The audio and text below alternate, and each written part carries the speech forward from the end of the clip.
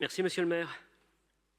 Monsieur le maire, mes chers collègues, on le sait, on discute de ce budget dans un contexte d'instabilité particulier du fait de l'extrême libéralisme d'Emmanuel Macron et de ses troupes. Doctrine qui ne tolère aucun compromis avec le monde du travail et les classes populaires. Invoquant la chimère de l'intérêt général qui intervient après 7 années consacrées sans doute au service d'intérêts particuliers, les macronistes ont tenté de préparer un budget d'austérité en induisant une casse brutale de la fonction publique que nous évoquerons plus précisément dans un vœu lors de ce Conseil. Au moment où messieurs Guérini et Kasbarian ont voulu supprimer les catégories de la fonction publique, augmenter le nombre de jours de carence, geler le point d'indice, à l'heure où Mme Pécresse veut s'attaquer à la hache dans l'esprit d'une triste commission de 1947 à la fonction publique, et où M. Bournazel, dans la tradition de sa famille politique, laisse penser que les fonctionnaires sont des fainéants. À l'heure où la droite, qu'elle soit extrême ou non, entonne un même refrain, celui de la défiance à l'égard des fonctionnaires et des travailleurs, de façon générale, nous devons poser des actes concrets de résistance. Nulle idéologie clamera pourtant la droite. Il s'agit simplement de faire plus et mieux avec moins. Eh bien nous, les communistes, nous l'affirmons. Le XXIe siècle peut et doit être un âge d'or pour les services publics et nous reprenons ici une formule que nous aimons beaucoup d'Anicet Le Port. Rappelons qu'au début du XXe siècle, il y avait 200 000 agents publics et fonctionnaires. Avec Maurice Thorez, ministre de la fonction publique, et on y tient beaucoup, nous sommes passés à 1 100 000 fonctionnaires.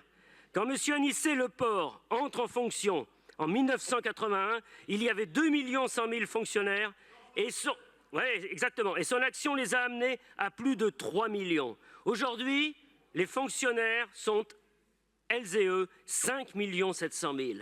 La droite peut argumenter autant qu'elle le souhaite. Elle peut s'attaquer en permanence au statut et aux garanties des fonctionnaires. La progression des services publics est inéluctable sur le temps long. Les nouveaux besoins des usagers, liés au changement climatique par exemple, nécessiteront toujours une réponse publique.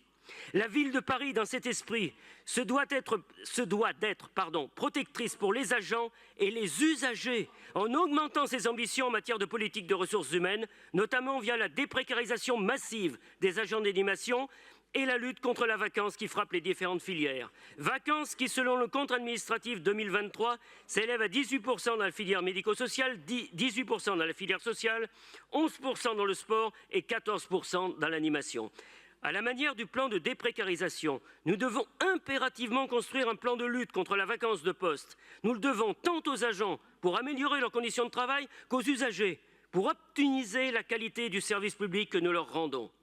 En cette année de Jeux Olympiques, nous avons porté, c'est un thème cher à notre camarade Nicolas Bonnet, le droit au sport pour toutes et tous. C'est dans cet esprit que dans le cadre du PLU, mais aussi dans celui de l'héritage laissé par les Jeux Olympiques, nous défendons le développement de la ceinture verte et sportive, rendu possible par l'excédent dégagé par le COJO, ce qui est une bonne nouvelle. C'est pourquoi nous proposons un amendement de 50 millions d'euros afin de rénover et surélever les centres sportifs Alain Mimoun dans le 12e, le centre Elisabeth dans le 14e et le centre de la Porte d'Asnières dans le 17e.